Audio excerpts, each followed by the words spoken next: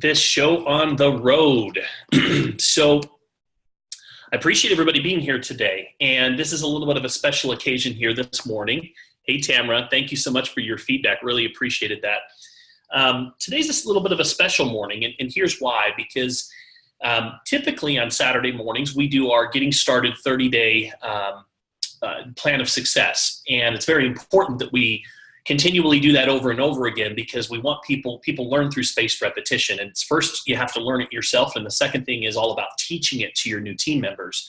And so that's why we do that training on Saturday mornings. And so we opted to go for a Friday VIP training call. And what that call is for people that are seeking additional mentorship. They're looking for a little bit more coaching, a little bit more in-depth training when it comes to personal philosophy, daily disciplines, winning habits, mindset, skills of the entrepreneur. And sometimes with our call schedule, we've got so many calls happening, right? I mean, every Monday night, Tuesday night, Wednesday night, Thursday night, we've got calls that are happening multiple times a day.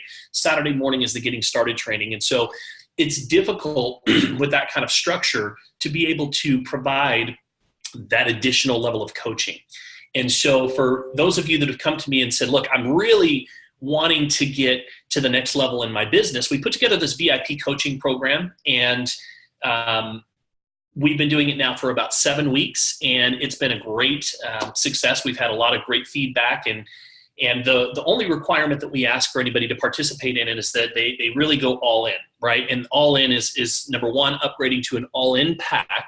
And number two is that they get themselves set up on some type of a mining contract. If you're brand new, you can start on the all-in pack. You have the entire month to get that done, and you can still participate in the VIP. So yesterday, we did a training, and it was the 10 most important things that I learned in the first 10 years of network marketing. And then we finished it up by talking a little bit about how do you get yourself out of a rut. If you know what to do and you've heard the same trainings thousands of times, but for whatever reason, you're having this failure to launch syndrome. We talked about how do we get over that. And I forgot to click the record button. And so we thought, you know what? Why don't we do this? Let's give everyone in the team an opportunity to be able to listen to that training. And that's what this morning is all about. And so I'm excited that you guys are here. We should have at least 3 times this many people on this training right now. But you know what? That's how it goes sometimes. And so I'm thankful that you guys are here with me on Saturday morning. The first advice that I would give you is if you have team members that are not on this training right now, I would text them personally and say, where are you at? You need to be on this training this morning, because we're going to be sharing a lot of value. So that's the first thing that I would do. Second thing that I would encourage you to do is go find a quiet spot, grab a pen and paper, and take notes today as if you are going to have to teach this information to your team sometime in the future. You know, one of the best things that I ever did was getting a success journal, and I started taking notes with a different perspective. You know, I used to listen to trainings where I would just sit on Facebook and surf Facebook and kind of pay attention from the far, or maybe I was doing a workout or something, and I still do that at times when I have to. But when I really sat down and focused in on the information that was being shared and took notes, that's how I really started to learn it. You know, they say that you learn the most when you have to teach, and it's so true. So that's the advice that I would give you this morning. And with that, we are going to go ahead and we're going to jump right in. And I'm going to share with you some of the most important lessons that I've learned over the years. So first of all, I want you guys to understand that in Summer and I, in our first year in this business, we had no idea what we were doing, you guys. Like we had no idea. I'm pretty sure that we made every mistake possible in network marketing, including running off, several of our friends and our family members. I mean, I was that guy that went out, and whenever I gave the presentation during the invitation, I was all hype. I relied on things like timing and over-promising, and you got to get in position now. I mean, it was over the top. And unfortunately, at that same time, fortunately and unfortunately, Facebook came out about the same time I was really going all in network marketing.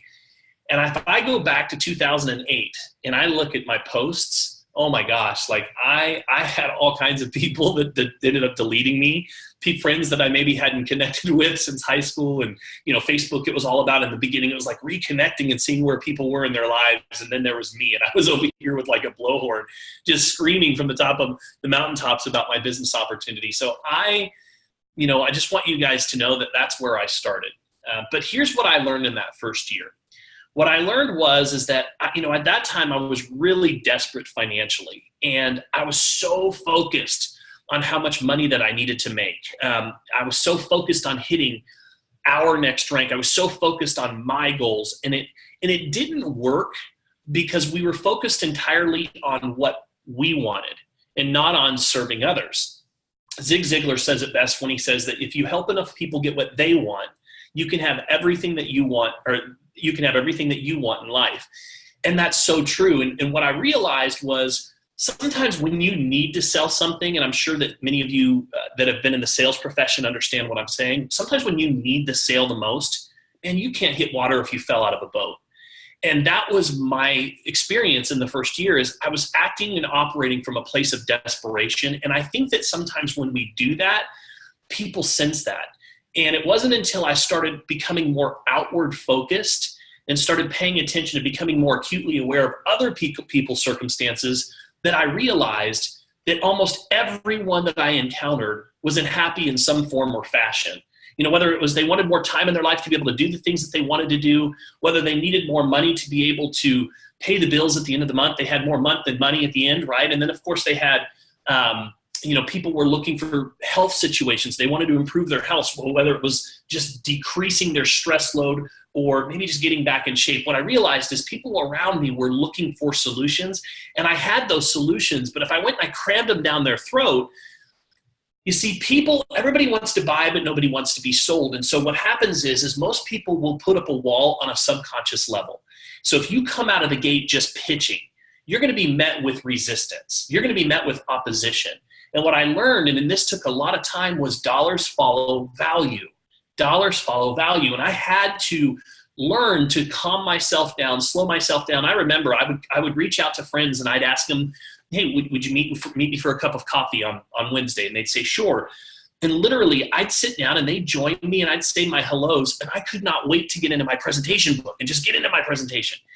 And finally, when I stopped making it about my presentation and I started making it about them, that's when things started to change for me. So the first thing that I would tell you is we have to become more outward focused. It can't just be about what you want. It's got to be about serving others and helping others. So that's the first lesson. In year 2, I was out there selling and telling and trying to convince everybody that my company and my products and my compensation plan were so much better than the next. I mean, I can't tell you how many conversations that turned into arguments with other network marketers about why my comp plan was better than their comp plan. And what I learned was, really 95%, maybe even higher, of network marketers out there today are doing the same thing. They're out there selling, telling, trying to convince people that their products and services are so much better than the rest. And it's all really just a bunch of noise. And then I looked at the elite network marketers, the top network marketers, and they were over here interviewing people worthy of their time. And I looked over here and I thought, okay, there's all these people that are just constantly putting out information and they're posting on Facebook, and it's like shouting from a mountaintop, hoping that somebody stumbles across the message at just the right time to buy. And then you have these people that are over here that truly value what they bring to the table, their time. They value the opportunity that they represent so much that they learned how to not be so desperate, not be so salesman-y, and ultimately they were over here interviewing people. I remember the first time that I heard somebody ask this question to someone. They said, hey, listen, let me ask you, first of all, do you enjoy your job? Do you enjoy what you do? And the person says, yeah, I do. And he says, what's your favorite thing about what you do? And he says, well, I love helping people. And then he says, what's your least favorite thing about what you do?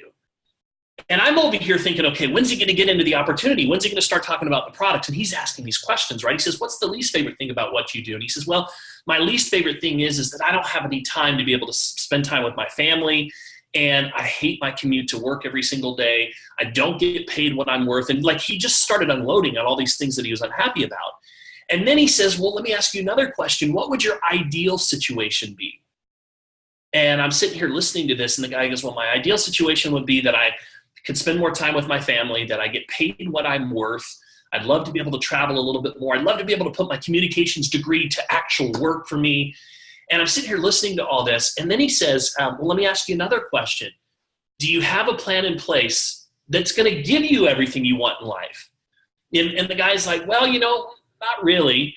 And then he says, well, if you continue doing what you're doing right now, are you going to accomplish those goals? And he says, probably not. He says, well, listen, maybe I can help. And he totally turned the whole thing around, and he put himself in a position where he was now serving, right? He was now helping him get what he wants as opposed to selling.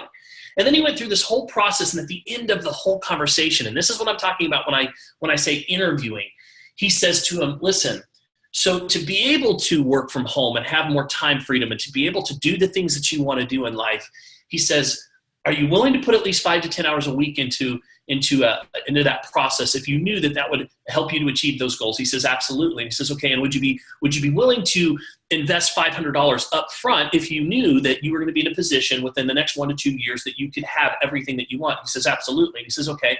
He says, I've got one more question. This is the most important question. He says, looks at him. He says, I've got a lot of people that want to be a part of this success team that I'm building right now. He says, why would it be a good decision on my part to bring you aboard the team? And I'm over here going, what? And the guy goes, because I need this, because I know that if I don't change, nothing is going to change. And all of a sudden, I watched this guy go from being closed off and skeptical with a wall up when he first sat down, all of a sudden to he's sitting here begging to be a part of the success team that he was building. Now, my whole point in sharing this with you guys is there's a difference between just selling and there's a difference between serving. And in that second year, I started to value what I bring to the table so much. And what was interesting is the more that I valued it, the more that I understood that I had the golden goose, right? Like I had what people were looking for. I had an opportunity that would give people more time. I had an opportunity that would give people the ability to start making more money, which everybody is looking for. I had the ability to be able to help them with their health. I needed to act like it. Like, act like it. You have the golden goose, act like it. And when I started acting like it and valuing it and not coming from a place of desperation or trying to push people into the business, and I started truly going through this process of asking these questions, and I started getting to the place of posture. Posture is not ego. Posture is confidence. Posture is moxie. It's like, look, I have the golden goose. I'm building a success team. I've only got the ability to be able to work with so many people. So tell me why it would be a good decision on my part to bring you aboard the team. And so when I started to see that, I started to realize, wow, you know what? That makes sense. And so I want to give you 3 questions to start with. I know you're not going to be in a position where right at the very beginning you're going to be able to take somebody through an entire presentation asking questions. But what this guy did is he literally taught me how to get this person to have a self-discovery of that they needed to change. And ultimately that if they didn't change, they weren't going to accomplish their goals. And then he literally went through the commitments by asking questions.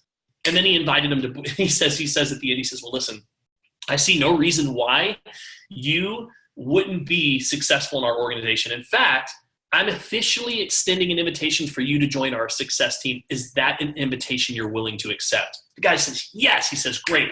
How did you want to pay for that $500 today? Is that going to be a check or is that going to be a Visa card? And I was just like, wow.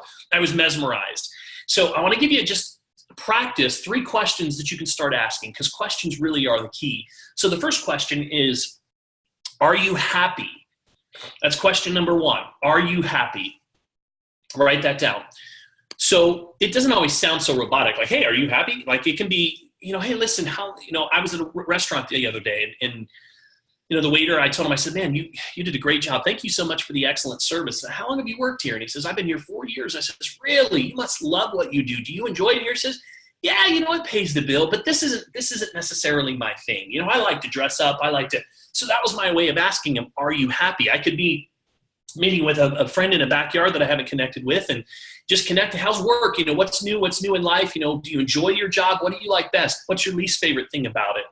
What would your ideal situation be? These are all different ways to find out. Is he happy? Is he satisfied with his current circumstances? If it was a close friend or family member, I might even ask him, hey, listen, do you feel like you're getting paid what you're worth right now? Or look, do you feel like you're on track for your retirement? Like, we're in our 40s. I can't believe that happened. I blinked and I'm in my 40s, and all of a sudden I started thinking about it. And I was like, gosh, am I really on track to be able to retire? How do you feel about your retirement? Are you happy with it? Are you happy? That's question number one. Number two is, do you have a plan in place to give you everything you want in life? So number two is, do you have a plan in place? So if somebody says, no, I'm not really that happy with my current circumstances financially. No, I'm not very happy with my job right now. No, I'm not really happy, with where I'm at today. Or no, I'm not really happy with my company that I'm a part of. You can ask them, well, do you have a plan in place? Do you have a plan in place to help you get everything that you want in life? And when they say to you, which most people say, I'm working on it, which means what? What does that mean when somebody says I'm working on it? It means, no, I don't really have a plan. I have no idea. And so then you can come back with the third and final question, which is, would you like to take a look at one? So are you happy? Do you have a plan in place to give you everything you want in life? And if not, would you like to take a look at one? Those three questions in year 2 for me, it helped me slow down and start to understand what this opportunity really was about. And that made all the difference in the world for me. And I started to separate myself from the 95%ers that were out there selling and telling and trying to convince people that their products and service was so much better than the rest. So let me see what everyone's saying here so far. Are you happy? Do you have a plan in place to give you everything you want in life? And then the last one is, if not, would you like to take a look at one? All right. So in my 3rd year, some big things started to happen, you guys. So in my 3rd year, I started to realize that this is a profession. So I remember a story where I was on Facebook one day, and I wrote about how excited I was to be learning the profession of network marketing. And I had this acquaintance. I wouldn't even go as far as to call him a friend. He was a friend of a friend. And we connected on Facebook. And I remember he wrote in my comments and said, well, I wouldn't go as far as to call network marketing a profession. And he said it just so snobby. And so, and that's kind of how this guy was. And I thought about that and I said, no, this is a profession. Professions, here's the thing. The difference between an amateur and a professional really comes down to mindset, the commitment to learning the skills.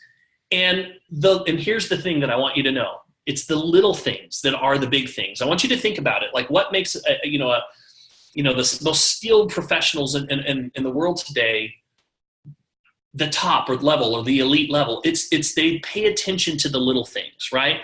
The saying, mama said, don't sweat the small stuff. Well, that doesn't apply here. You've got to pay attention to the little things. And so I'm going to give you some things in that 3rd year that I started to discover that the professionals were doing that the amateurs were not, right? So if I wanted to make that jump, if I wanted to make that bridge from one to the other, I had to really start paying attention to these little things. So here's the first one.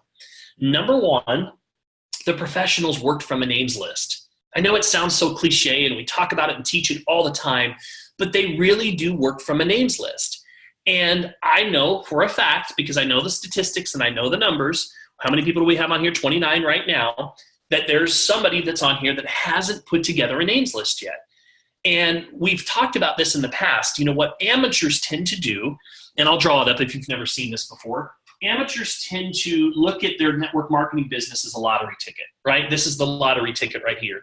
And the way that they do it is they think, okay, they've got 5 people in their mind that if they can get them to join their business, they're going to make tons of money, right?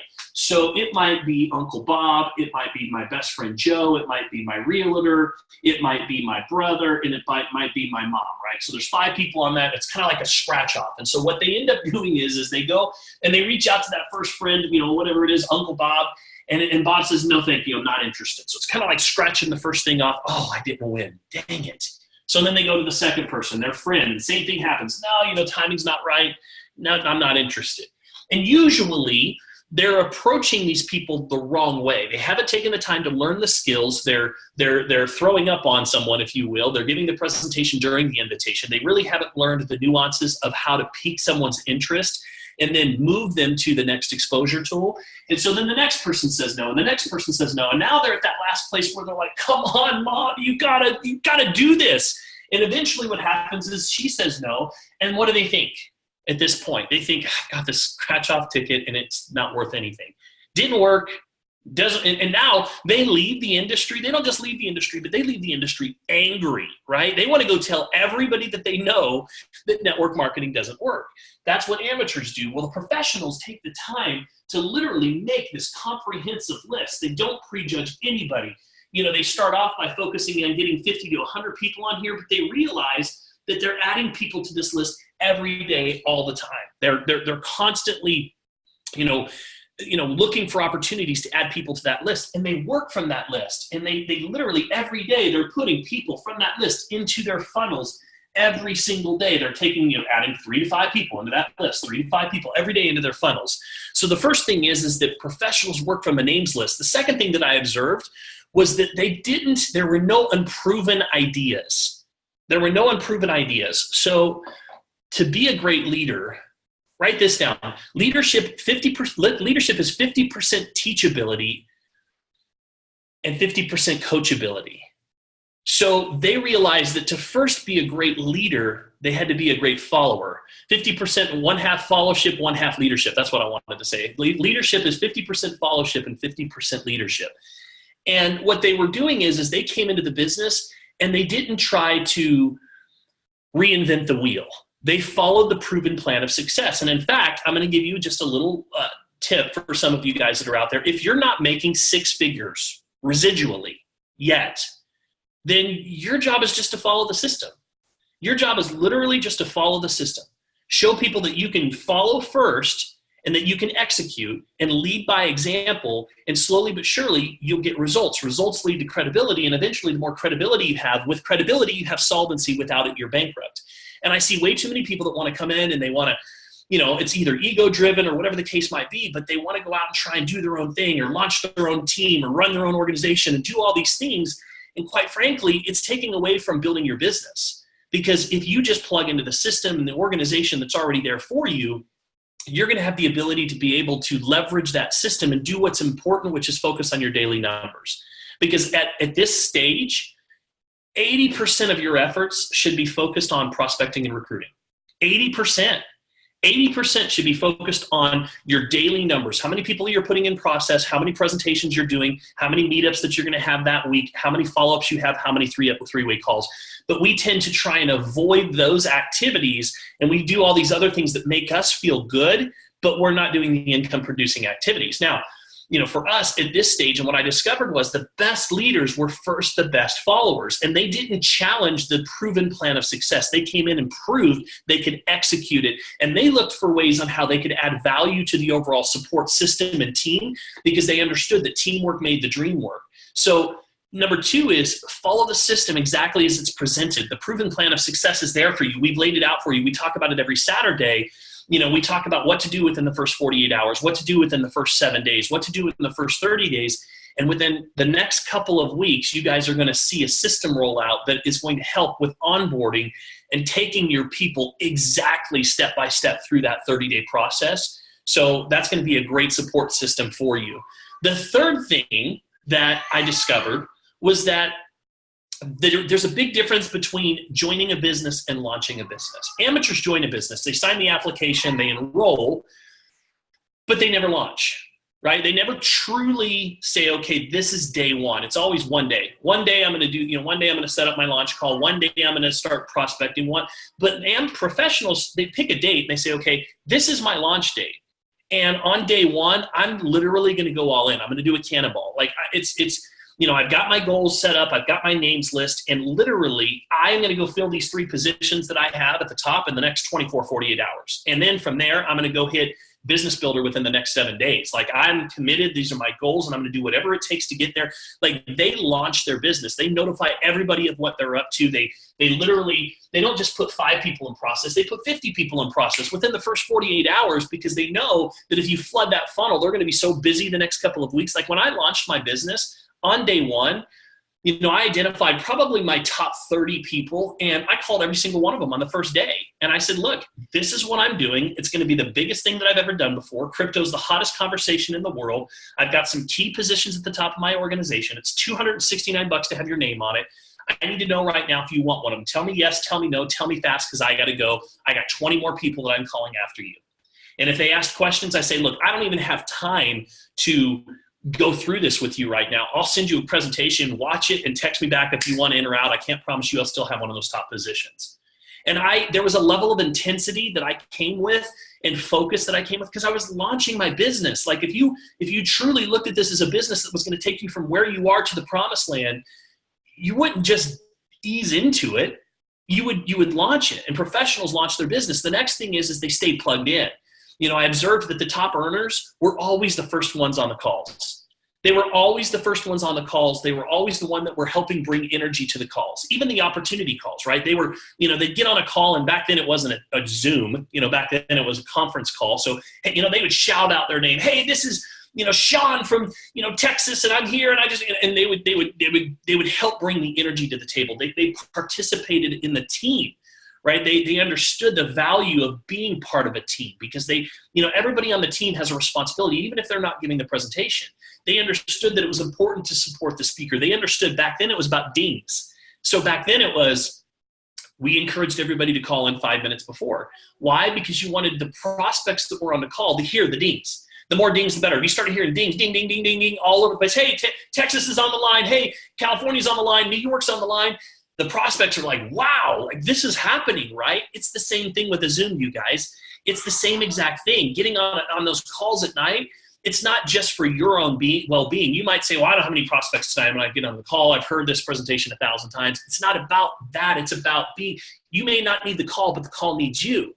And so I observed that the top earners and the professionals, they looked at that call as this just is part of the deal. Like I have to be on the call. Like I just need to get on the call and I'm going to do whatever it takes to be there. I don't make all the calls, but I have an intention to make all the calls. Sometimes it doesn't happen. We understand things happen, but that is part of the deal.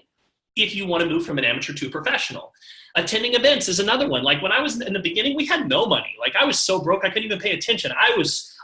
We literally, my electric bills were getting shut off, and I'd get those turned on. Then they'd want a deposit. Then I'd have to get my gas bill shut on. And then my mentor's like, you got to be at this event in Vegas. And I'm like, I can't even pay my gas bill. He's like, I'm telling you, you got to be at this event. And I'm like, I don't have any money. He's like, then sell your TV because it's keeping you broke. And I was like, what? What did you just say? He's like, how many TVs do you have in your house? And you think about it, the average person has how many TVs in their house? And so we literally had garage sales to make it to some of our events. But you know what? When I went to those events, they were life-changing for me because that's where the social proof, I was like, wait a second, if that guy can do it and that girl can do it, we can do it. And then I started to make these big decisions at these events. Like, look, I'm done playing around. I'm done just dabbling. And you know what? My belief level went up. And as my belief level went up, guess what happened? My names list doubled because my belief level went up. It's so funny to me because people are like, I don't have anybody to talk to, or I don't want to talk to my friends and family. No, I don't want to talk to them. And it's like, well, listen, then that tells me that you haven't recruited the most important person in the business, which is you.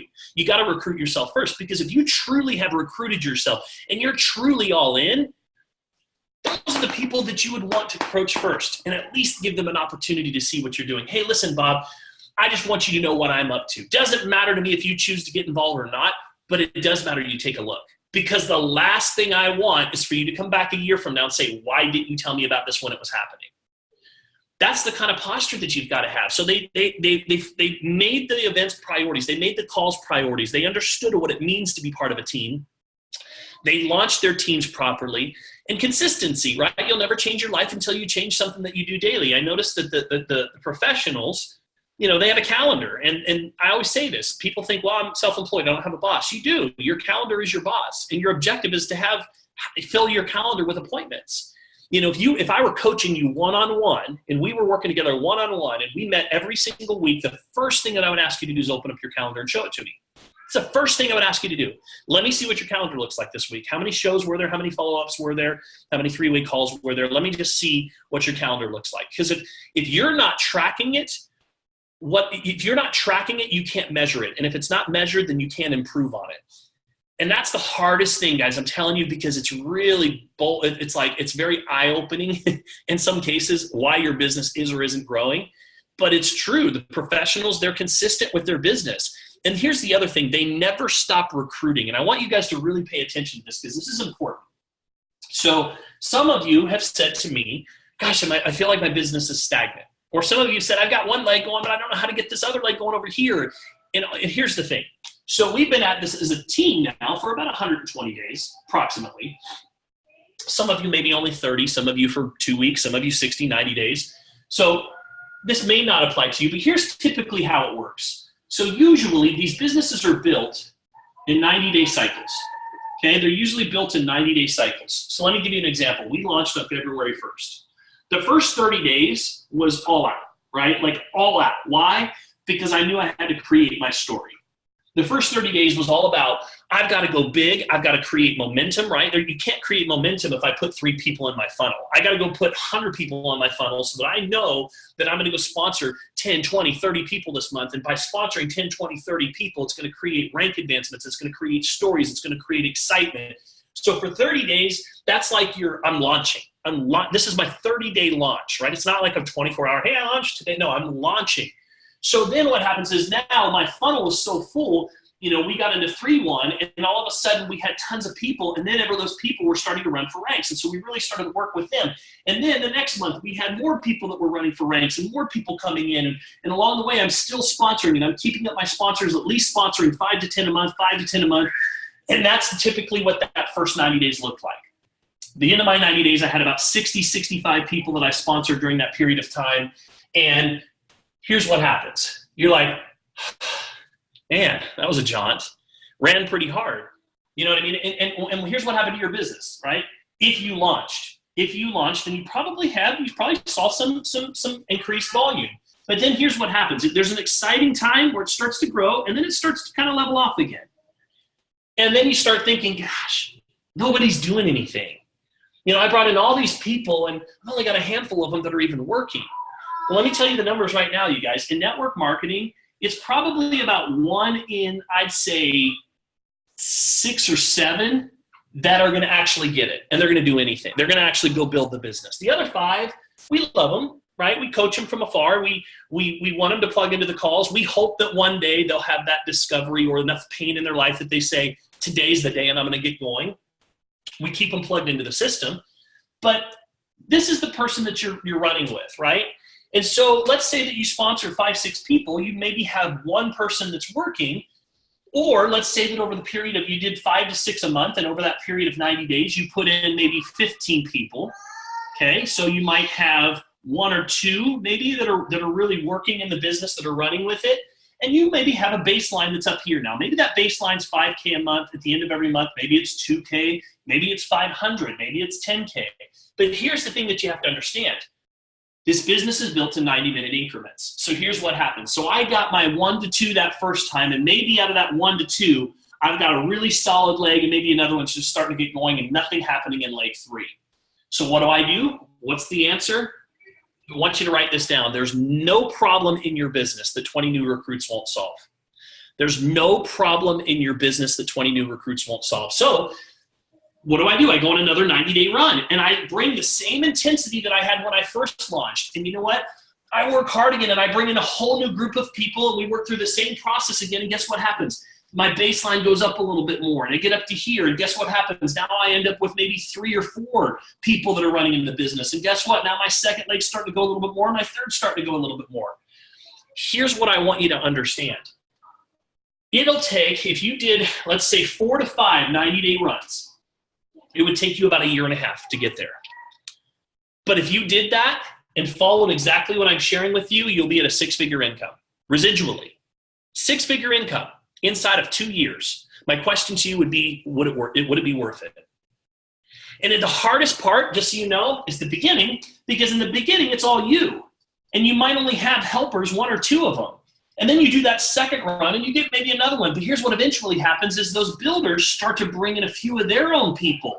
And on the second and third 90-day run, they might pick up 1 builder and 1 builder. And then by the time you get to the third and fourth, you've got maybe 6 or 7, maybe even 10 builders on your team. And guess what? Now they might have 1 or 2 each. And now all of a sudden, you've got 20 builders in your group. And all of a sudden, it starts to grow exponentially. But in the beginning, it's slow.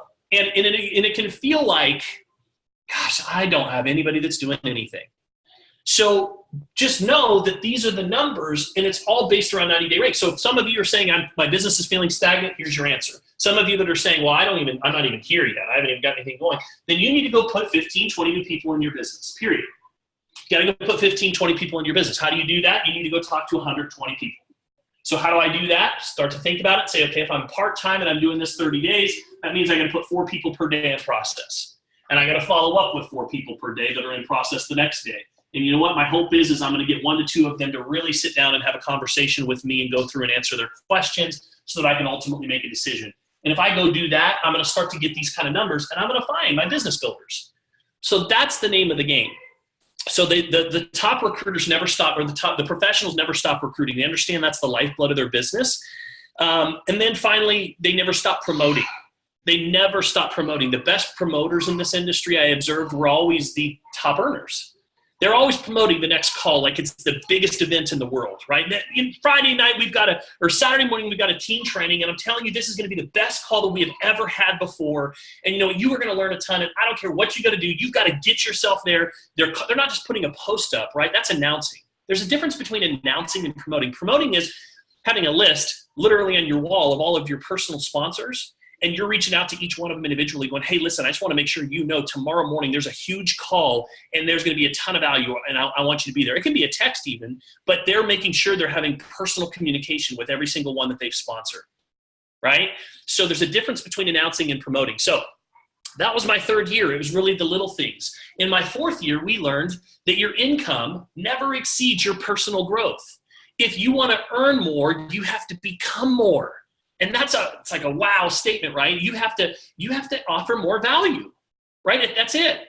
We accepted that we had a ton to learn about leadership. And the more that we applied ourselves to personal development and higher education, the more an entire new world emerged. Jim Rohn said it best. He says, success is not a doing process, it's a becoming process. If you want to earn more, you have to become more. That's it. The more we personally grew, the more we had to offer the world. And that was exciting for me. We fell in love with the constant pursuit of leadership. And as a result, we began to attract better people to our organization. You know, personal development has helped me in all aspects of my life, from being a better husband, a better father, a better professional business leader. And I'm truly grateful for those mentors that we've had in our life. So personal development, you know, what's your personal development plan look like? What are you reading, right? Readers are leaders. You know, I remember when we started getting, I started reading things like, It's Not About You, and The Greatest Salesman in the World, and 21 Irrefutable Laws of Leadership, 17 Laws of Teamwork, and, Beach Money and GoPro. And I mean, literally anything I could get my hands on. And as I did that, I started getting to a place where I felt competent to start teaching at that point, because I was just really absorbing a lot of information. Year 6, we made this decision to start networking on purpose and to raise the bar. Listen to this. And to raise the bar on who we allow in. That's a good one too, Tamara, 5-second rule. And to raise the bar on who we allowed into our personal and our professional life. Think about what I just said. So we made the conscious decision to start networking on purpose and to raise the bar on the people we allowed in our personal or our professional life. And this was difficult, but the impact was significant. And we began to also attend events, like not just our company events, but we started seeking out other events to attend as well. This year we went to the MLM cruise, it was our 10-year anniversary, and we decided to go on this cruise. And that's where I met Jordan Adler and Jeff Welch and Art Jonick and Todd Falcone, and we all became really good buds because I was on that cruise. I also started networking on purpose, meaning that every day I would go out and look for an opportunity to bring home new names. If I was at a coffee shop, I'd go up to the board and I'd look at all the people that have cards on the board that are selling stuff, and I'd look at those people and say, well, these are all prospects. And I'd take all their business cards and I'd come home and I literally would put them on my list. And I'd make it a priority not to come home without adding new names to my list. And I had a never-ending list of people to talk to. So I started networking on purpose. Year 7, we learned that when community and culture align, momentum occurs. When community and culture align, momentum occurs. What do I mean by that? So we understood that everybody wants to be a part of a movement. They want to be a part of something bigger than themselves. They want to belong. They want to be, it's why people join gangs when they're young kids, right? They want to belong to something. So what we did is we started to teach the things that we had learned over the years. At this point, we were steady, solid, high six-figure earners. And we felt like it was time for us to really start teaching the things that we were learning. And so we started our own team. We started a team called Legacy. And that was the first time that we really were running our own community and our own organization. And we poured into that community as much as we possibly could. The call schedule that you see today, the support system that we offer is a derivative of Legacy and when we first started that organization. And we have since found that the number one way to grow an organization is to grow the people in the organization, because when you can stretch somebody's vision and you can get them to start thinking bigger and dreaming bigger and believing in themselves, that's when the magic starts to happen. And that's the reason why we do all these calls and trainings. And the biggest challenge, quite frankly, is getting people to show up. And now it blows my mind how many people will join a business and they won't make a Saturday morning training a priority or do just a little extra to get on a VIP call. They'll even register and not get on. And that's always going to be the battle in network marketing. So what do? You control the things that you focus on the things you can control, which are all of you that are here right now. And that's just it. And we just keep loving everybody and doing the best that we can to provide value. Year 8, we learned that one of the most valuable lessons to date, which is people join people first and company second. So what do I mean by that? Well, are you the kind of person that people would want to join? Does your work inspire others to take action? Because I know that when I am considering joining an opportunity, the biggest decision out of that whole process is who am I going to allow to sponsor me? And yes, I said allow, because I want to know that they can help take me from where I'm at that point to the next level. And I promise you, no matter what level you are in network marketing, there's always somebody that's higher that can take you to the next level. But do they have what I want? Are they earning what I want to earn? Have they been where I want to be? That's extremely important to me. So people join people. But in this discovery, I realized that I also had to be that person, right? I had to be that person that people would want to join. So think little things like, integrity, doing what you say you're going to do, working harder than everybody else, sponsoring more than everybody else, right? Those are the things that are important to me because I believe that it's my job to lead out front and set the pace for my organization. And, over time, we've been labeled as workhorses in this industry. And I believe that that's what attracts people to what we do, because people want to be around that. We take pride in adding value continuously. Rather, we're not up and down. We're not emotional. We're not high and low. I'm not promoting 50 different opportunities. I'm not over here talking about this one. We're focused. And I believe that's what leaders want, is they want somebody who is focused, and that's the person that they want to follow. And so be the kind of person that you would want to join in your business. By year 9, we had learned that the only thing in life that's constant is change. And you know what? Here's what happens with change: growth. So every opportunity that we had to step outside of our comfort level, anytime that I was invited to speak on stage or share my story, or if there was somebody that in the call schedule, if there was a speaker that wasn't available, I volunteered to do it. I wasn't comfortable doing it, but I volunteered to do it. I looked for opportunities to be able to do more and add more value to the team, to the community, to the group. And as a result of that, I grew. I remember when I was invited to speak at my first presentation and opportunity meeting in Provo, Utah. I was terrified. I had to sit in the front row. It was a mess because my hands were shaking. I went to take a drink of water because my mouth was so dry I couldn't even talk. I spilled water on myself. I was terrified, but I got through it. And you just keep doing it and doing it and doing it, and eventually you get over it. And finally, in year 10, here's probably the most important thing we've learned altogether. We've learned that it's not about the money or the watches or the cars or everything that most people on social media would want you to think that it's about. It's not. It's about, you want to know the true measure of success in network marketing? Here it is. It's about who you become in the process, about who you help along the way. The financial rewards and the time freedom are a byproduct of those two things. So true success in network marketing is about who you become in the process and who you help along the way. And the financial rewards and the time freedom are just a byproduct of those two things. So That's right. Darcy, 100%. Darcy, right? Darcy volunteered. Alfonso volunteered to start doing presentations. We needed somebody to step up. And you know what? They did.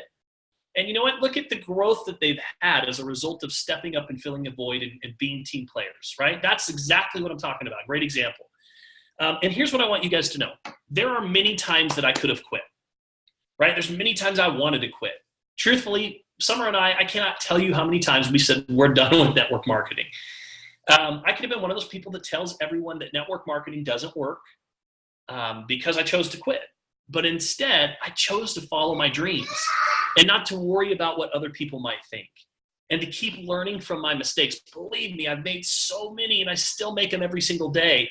You know, I chose to humble myself. When I first started, I thought I knew everything in this industry. I was great at sales, and you can't teach me anything I don't know about sales. Holy cow, if you're great at sales, you come into network marketing, it's almost like a curse because great salespeople struggle in this business.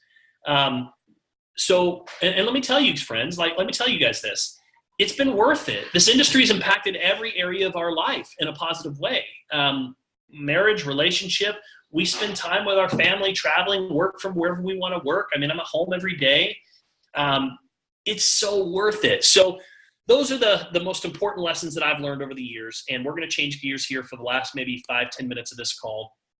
And I am going to get into motivation a little bit.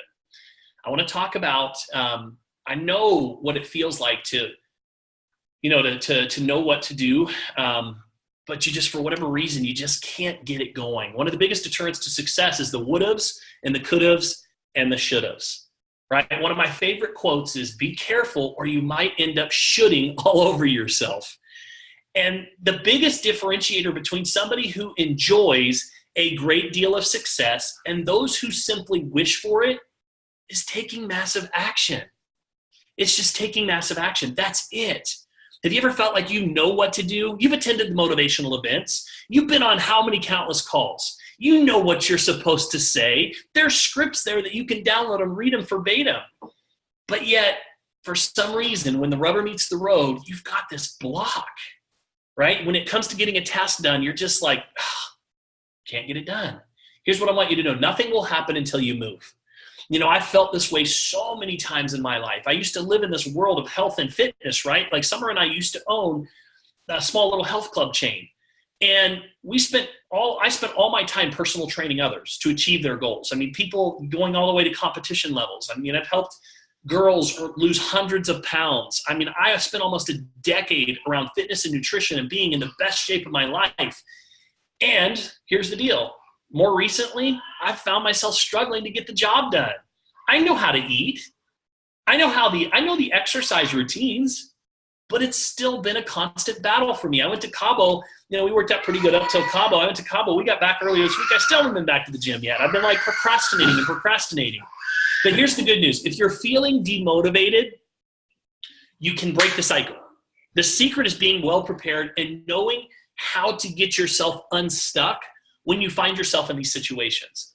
So successful people, professionals, they ask the right questions, and as a result, they get the right answers. So I want to give you guys 6 questions that you can ask yourself to avoid shoulding all over yourself. Fair enough? Okay, here we go. Number 1 question, what am I confused about? Because think about this. Ask yourself, what am I confused about? When we move away from things that we don't understand, we tend to avoid what we don't know. So the key to moving past this barrier is just to gather the knowledge needed and then go do that activity over and over until you gain more experience. Having the right knowledge is going to help you to feel a little bit more competent, right? And the more competence that you have, the more confidence that you have. So experience leads to those things. So you just got to go do it. But here's the thing, if it's prospecting and recruiting, go download the scripts, get them in front of you, and you just got to go do that thing. And eventually you're going to start to feel better and better about it. So what are you confused about? The second question is, what are you worried about? Really, what are you worried about? When we worry about something, our tendency is to avoid it, right? Altogether. What if I look foolish if I try? The mind immediately kicks in as a protection mechanism. And it says, well, let's just avoid that possibility altogether. Let's just avoid that misery and let's go shopping, right? That's how your mind works.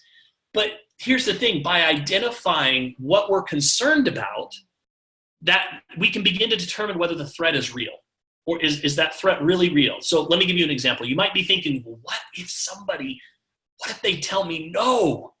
What are they going to think about me if they know I'm doing one of those things? And these are, by the way, these are two very common fears that hold people back. But here's the thing. By first acknowledging the fear, you can now ask yourself a more important question. Here's the question. Well, what's the worst thing that happens if somebody does tell you no? What's the worst thing? Can you live with that? Who cares what people think about me? Like, I don't care. I can't pay my bills with other people's opinions, and neither can you. At the end of the day, what matters most is whether or not that I can provide for my family, or whether or not I can achieve my goals. Right? Some will, some won't. So what next? Sometimes I think about the McDonald's employee, right? Like, you go to the McDonald's drive-through and you order your Happy Meal, and then they say, would you like to supersize that? And you say, no. Do you think the guy on the other end of the line's like, no, he told me no, I'm done, throws his headphones down and quit? No. He's just programmed to ask the question over and over and over again. That's just how it works. So by asking those questions, it allows you to override the fears that are keeping you from taking action. If you find yourself saying, I can't do something, but you know in your heart of hearts, if you do it, that you're going to grow, that you're going to be a better person, that it's going to contribute to your family or to your kids or to something that matters, and you keep saying, I can't do it, guys, there's no question. You've got to go do it. You've got to go do it. You don't discuss it anymore. You just take immediate action. You just do what's necessary. Number 3 is a very powerful question, and I want you guys to explore this a little bit. What happens if I don't take action here at Kuvera? What happens if I don't embrace this opportunity? It's one of the most powerful questions you can ask, because it allows you to weigh the odds between the alternatives and then make a sound decision on which consequence would be worth. What if I don't pick up the call today? Or, my fear of no, I'm afraid of somebody telling me no. Well, what if I don't take action? Which one's worse? Getting that no and going, it wasn't a big deal, or literally having to stay in that blood-sucking job that you don't like for the next 40 years, commuting to work every single day, not spending time with your family, and living paycheck to paycheck. Which one's worse, the no or that, right? It allows you to weigh the odds and then make a sound decision. So the number 4 is, what habits can I change? What habits can I change? Think about this. Does this sound familiar? You sit down and you say, okay, I'm going to make some phone calls. But first you go through your little routine, right? You guys know what I'm talking about, that little routine. You get your drink ready, you check your emails, got to log on to Facebook, you got to update your status, got to have the perfect picture, so you got to search for like an hour for that perfect picture for your status. You got to check the news feeds, you got to see what everybody else is doing right now too. Oh, there's a political post that you don't agree with. You got to argue with that person now for a while, because that's going to do a whole lot of good and maybe change their minds, right? So you go through this whole process, and then what happens? You never end up doing it. You pull out your names list, and then all these people you could potentially call, you get a little nervous, and then you get distracted by some other task that keeps you busy. Guys, that's just a bad habit. That's just a bad habit. That's all that is. Tony Robbins talks a lot about these changing patterns in his seminars. He says to break a limiting or destructive habit pattern, you can use what's called a pattern interrupt. A pattern interrupt is anything sudden and unexpected that you do that totally defies the pattern and breaks you out of it. So think up your own enjoyable ways to break your limiting patterns and write down at least 5 of them. It can be anything to throw the pattern off.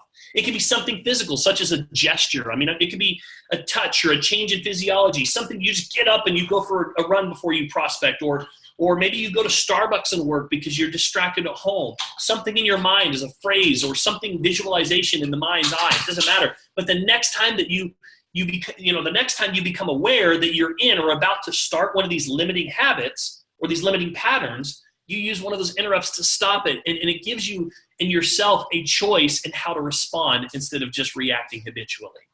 Because each time that you interrupt a pattern, it becomes harder and harder to get back to it.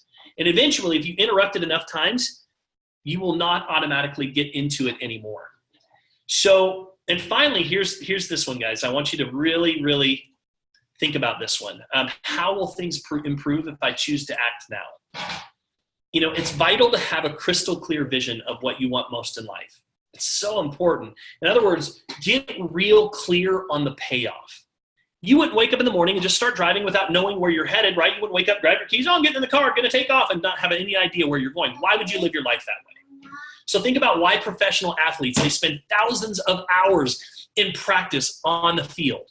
They do it for the thrill of the victory during that big game, the chance of winning a championship. The overall sense of accomplishment is worth the sacrifice. They constantly visualize what it'll feel like when they achieve victory. It's one of the reasons reporters ask Olympic athletes, was standing on that podium, everything that you imagined. The reality is the elite performer spends as much of their life visualizing what it'll feel like when they do win. So are you doing that same thing? You know, I do it in the shower. Like, I'll get in the shower and close my eyes and start thinking about cashing that check or paying off bills or traveling. You know, sometimes I do it in the pool when I'm by myself. But by defining what it is we want vividly, we begin to see a roadmap that's going to take us there. And this includes, guys, that day-to-day mundane activities that we don't necessarily love. I don't love prospecting. I don't love following up, but that's the work. Yeah. It sure beats digging ditches, right? It sure beats digging ditches. And here's another one. This is probably the most important thing that I'll share with you today, and we'll wrap up. This question, I want you to think about. How bad do I want it? How bad do I want it? So the dreams that have been placed in your heart are not going to pass, they're not going to pass without, or come to pass without opposition. The dreams that have been placed in your heart are not going to come to pass without opposition. If you're going to reach your destiny, you have to have a made-up mind. You have to have a made-up mind. If you give up, listen to this, if you give up after the first time, if you give up after the 5th time, or if you give up after the 25th time, that means you didn't want it bad enough. Did you hear what I just said? If you give up after the first time, or the 5th time, or the 25th time, that means you didn't want it bad enough. There should be something that you are believing, something that you're believing for, that you are relentless. You are not moved, by, it's not going to shake you because of how impossible that it is, or how hard it is, because people told you no. No. Your attitude is, I'll have to believe, I'm going to believe my whole life if I have to. It doesn't matter. I'll believe my whole life if I have to, but I eventually will get there. And I'm not going to settle for mediocrity, period. You can't be passive and indifferent. When everything says it's not going to work, it's not going to happen for you, you know what? You got to kick it into another gear.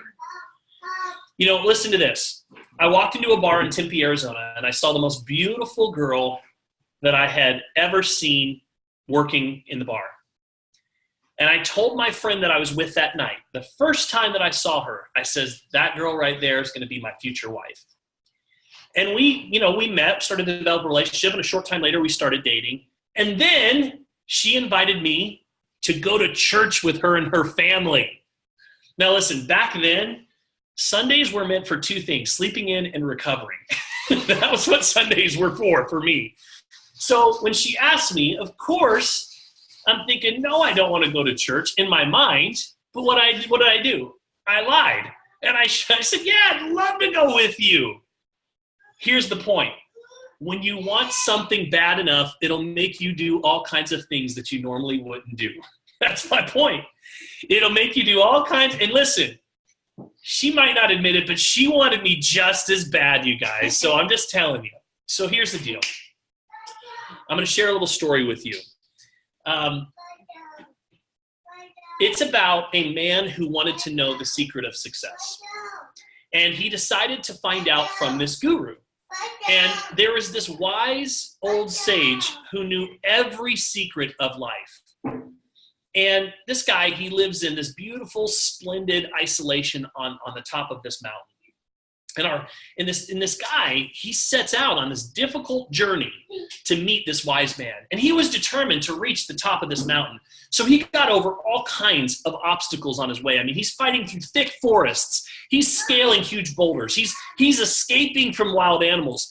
And at last, he gets to the peak and he's exhausted. And he lays down on the ground. He's grasping for breath. And finally, a few minutes later, he sits up.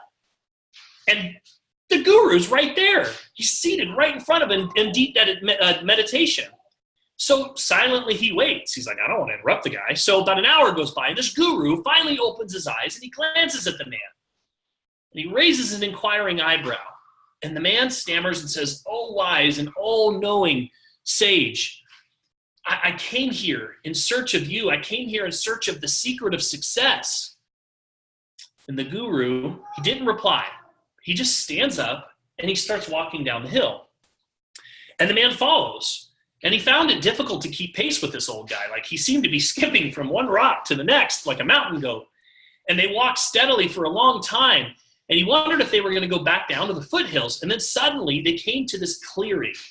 And in the middle was this beautiful, beautiful lake.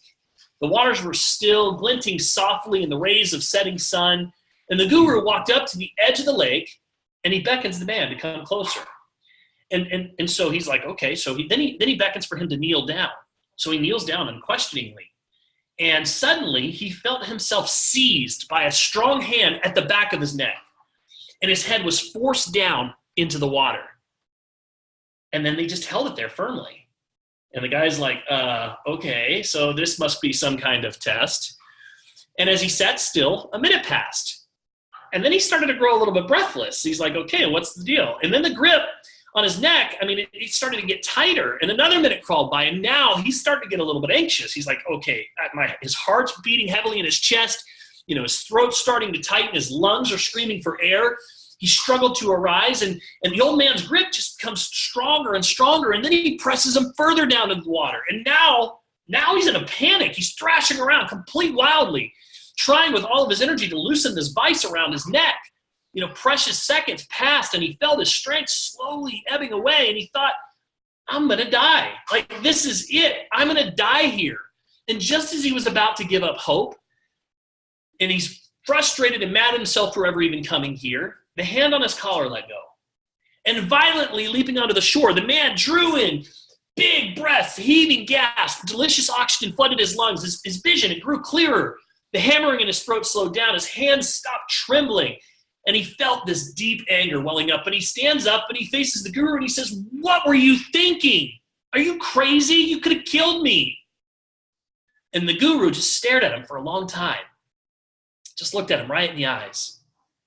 And then he spoke for the first time. He says, "You wanted to know the secret of success? Here it is. Do you remember just a few minutes ago how badly you wanted to take that next breath of air? When you want success that badly, you will have it. And that's the secret of success." And without saying another word, he turned around and he walked back up his hilltop. Yeah. Guys, you gotta want it. How bad do you really want it? How bad do you really want it is going to determine whether you take the information I shared with you today and you go and get it done, or you just coast like most people in this business. You got to decide, are you like most people? Because the graveyard is full of good intentions. And if we want to direct our lives, we got to take control of our consistent actions. Because it's not what we do once in a while that shapes our lives, but what we do consistently that matters. That's it. That's all I've got for you guys today. So thank you guys so much for tuning in today. Real quick before you go, everybody that's on, if you don't mind, I want to do just a real quick picture.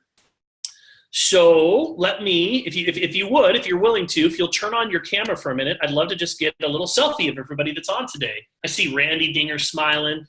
Hello, hello. I see Mr. Nicholas smiling there. Alan Darcy, good, good, good. You don't have to if you don't want to, but I'm going to do a picture here real quick. So on the count of 3, hang on a second. Let me get all this stuff out of my screen. I've got stuff popping up here. Close. Okay. All right. So let's do the first one. On the count of 3, everybody say hi, smile, say hello. Hello, hello. 1, 2, 3.